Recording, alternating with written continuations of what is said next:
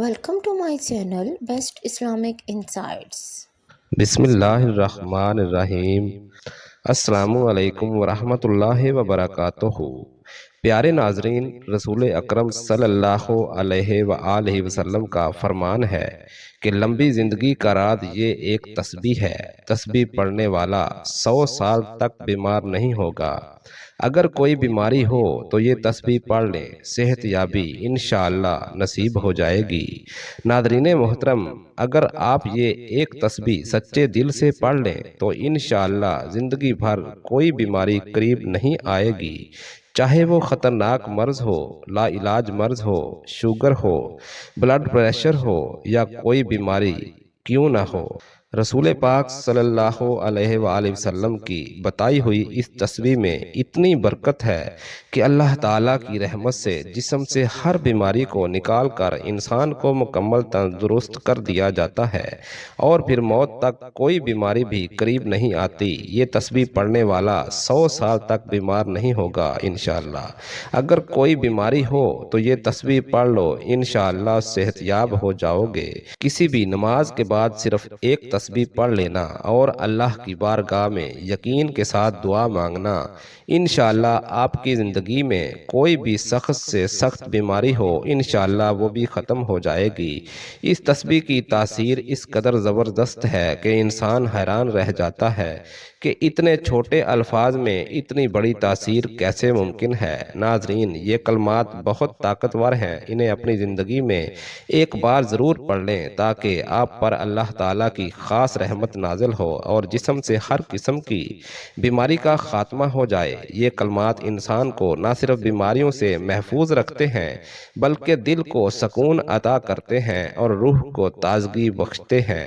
ان کلمات کو پڑھنے والا اللہ تعالیٰ کی شفا کا حقدار بن جاتا ہے، اور وہ بیماری جو انسان کو برسوں سے تنگ کر رہی ہوتی ہے وہ چند دنوں میں ہی ختم ہو جاتی ہے۔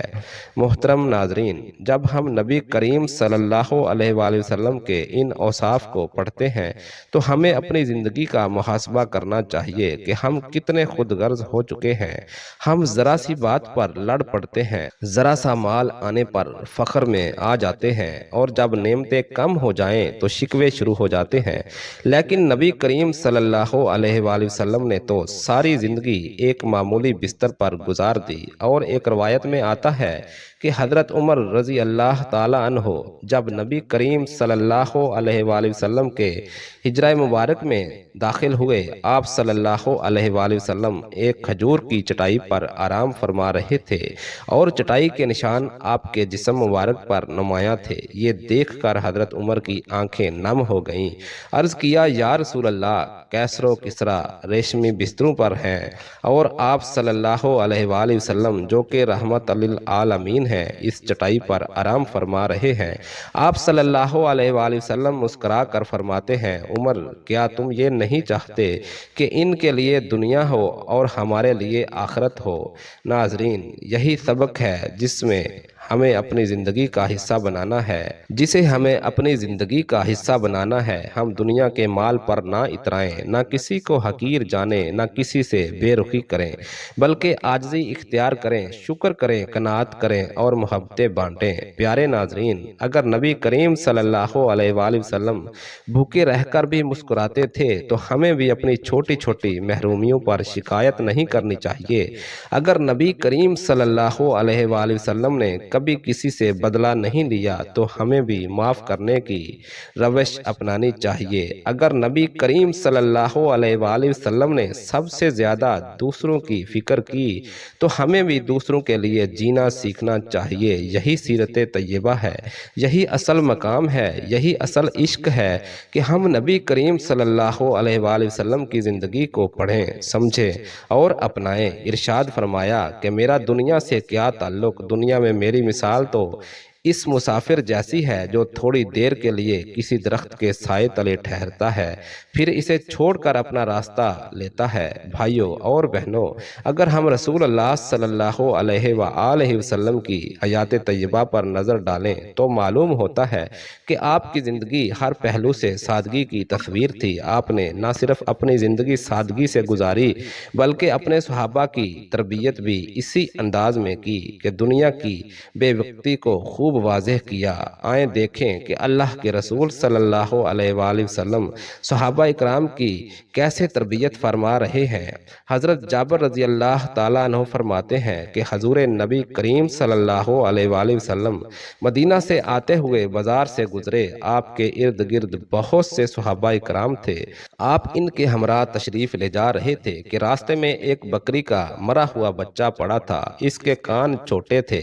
آپ نے اس کا کان پکڑ کر فرمایا، ساتھیو، تم میں سے کون ہے جو اسے 1 درہم میں لینے پر راضی ہو؟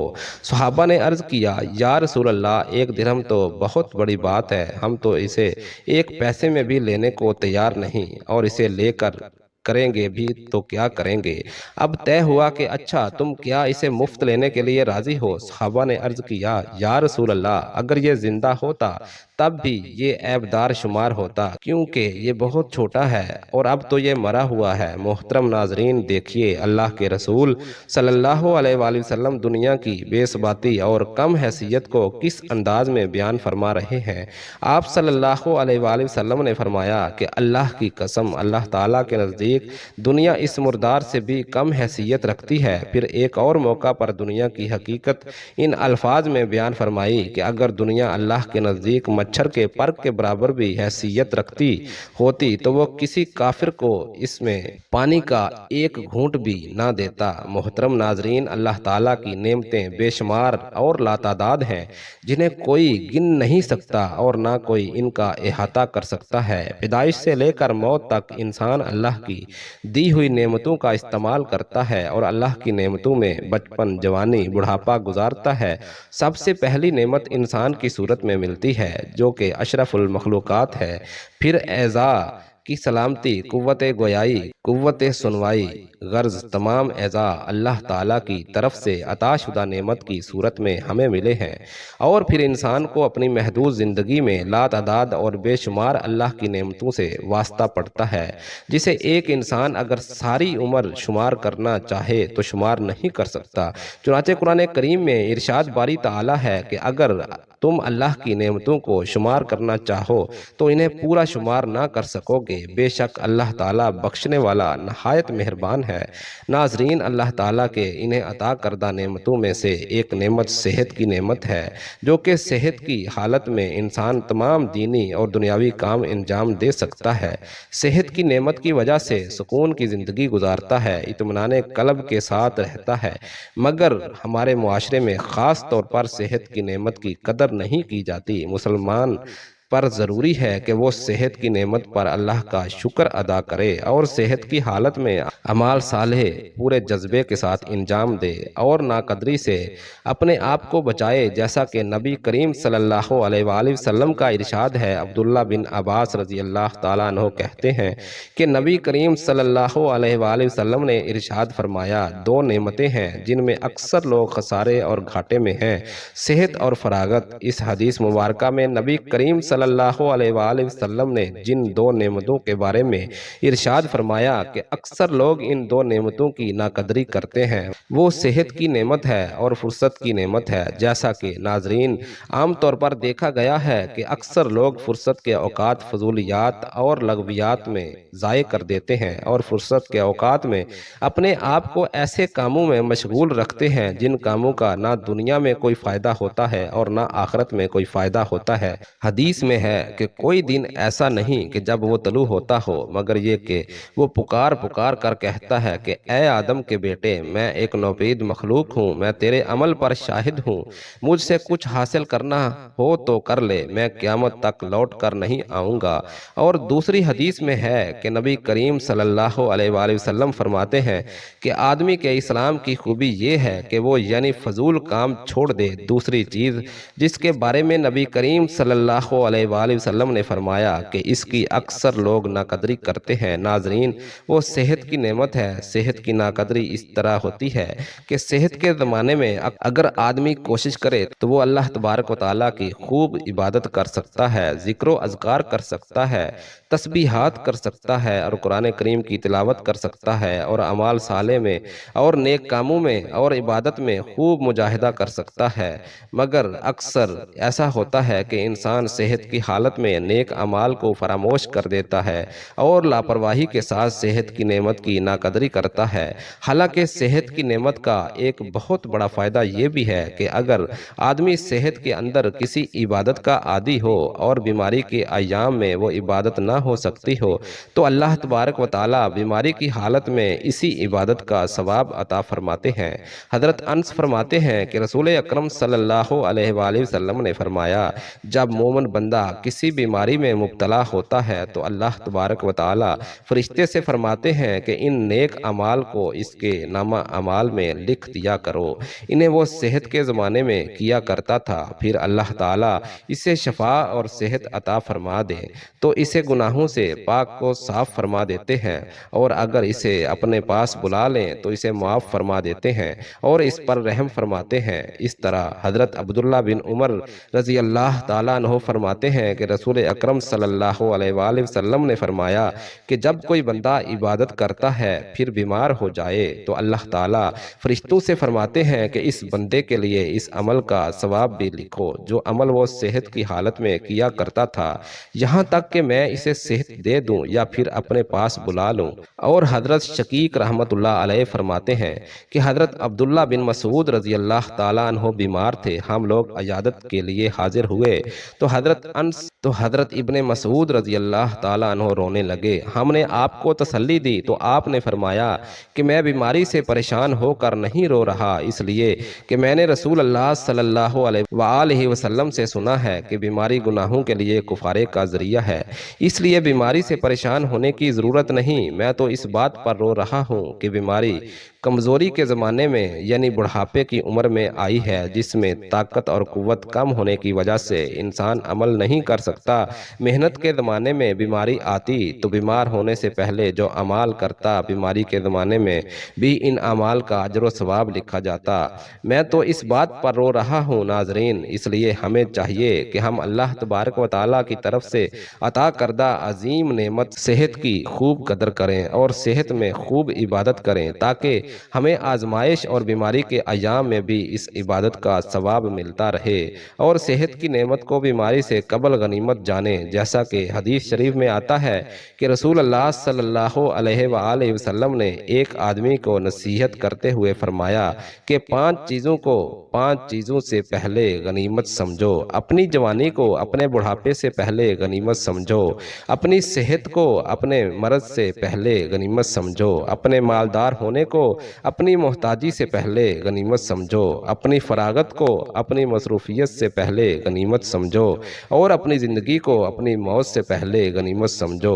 اللہ رب العزت ہم سب کو صحت کی نعمت کی قدر کرنے کی توفیق عطا فرمائے۔ ناظرین، بیماری سے انسان کے گناہ معاف ہوتے ہیں اور اس کے ذریعے انسان کو اللہ تعالیٰ بہت بڑا اجر عطا فرماتے ہیں، بشرطے کہ وہ اس پر صبر کرے، ناشکری اور واویلا نہ کرے۔ مزید یہ کہ اس کے احسانات میں سے ایک احسان یہ بھی ہے کہ بیمار آدمی کو بیماری کی حالت میں ان اعمال جن کو وہ تندرستی کی حالت میں کیا کرتا تھا اس کا اجر بغیر کیے ہی ملتا رہتا ہے۔